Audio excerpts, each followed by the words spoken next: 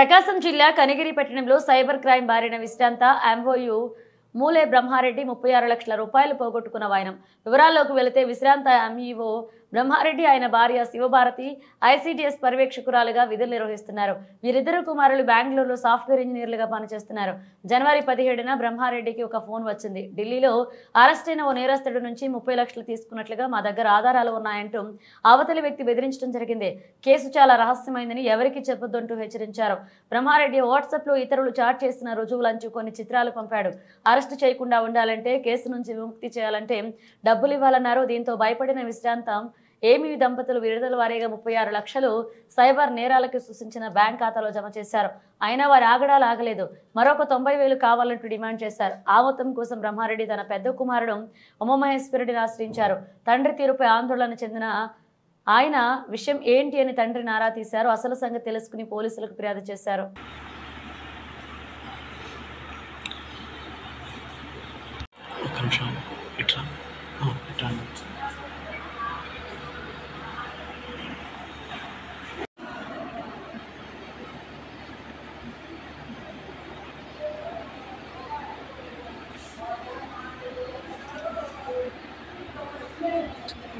పంతొమ్మిదవ తేదీ నుండి 23వ తేదీ నుండి 24, 25, 26 తేదీల వరకు మమ్మల్ని ఈ వీడియో కాల్ ద్వారానే టైం ఇచ్చి మీరు ఇన్వెస్టిగేషన్ సహకరించండి, ఎవరు చెప్పారు పాటించండి సీక్రెట్స్ అని చెప్పింది. 27వ తేదీ మరలా వీడియో కాల్ ద్వారా ఆమె 18 లక్షలు చెల్లినట్టు నాకు ఒక రసీదు పెట్టింది.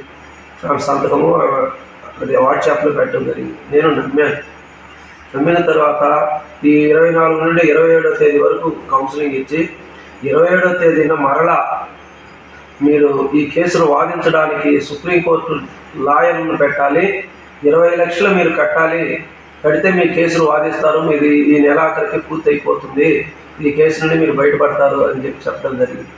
మా దగ్గర లేవు మేడం గారు, ఇంకా మేము ఏం చేయాలి అని అంటే, మీరు ఎలా తట్టు మీ పిల్లల కొరకు మీరు అప్పు తెచ్చి ఎలా కూడా దీని నుంచి విముక్తి పొందని చెప్పిన తర్వాత నేను ఒంగోలు వెళ్ళి 27వ తేదీ మాకు బంధువుల దగ్గర వాళ్ళ దగ్గర బ్రతిమలాడుకొని ఏడ్చి 15 లక్షలు వడ్డీకి తీసుకొని సాయంత్రము నాకు ఎస్కార్ట్గా ఒకరిని పంపించి మా సరుకుడు బ్యాంకులో 3 గంటల 50 నిమిషాలకు చేరుకొని ఆ 15 లక్షలు డిపాజిట్ చేసి ఇంటికి వచ్చాను. మరలా 28వ తేదీ మార్నింగ్ బ్యాంకుకి వెళ్ళి వాళ్ళు చెప్పినటువంటి అస్సాం ఎస్ బ్యాంక్కి 15 లక్షలు ఆర్టీసీసీ ద్వారా ట్రాన్స్ఫర్ చేయడం జరిగింది. ఇంకా రిమైనింగ్ 5 లక్షలు మీరు ఎలా చూడాలి అని చెప్పి మరలా వీడియో కాల్ ద్వారా ఆమె మాట్లాడడం జరిగింది. ఆమె నేను సిబిఐ సీనియర్ ఆడిటర్ అని చెప్పింది. నా పేరు నవజోత్ సిమ్మి, నేను ముంబై మా నేటివ్ అని చెప్పి మాట్లాడడం జరిగింది.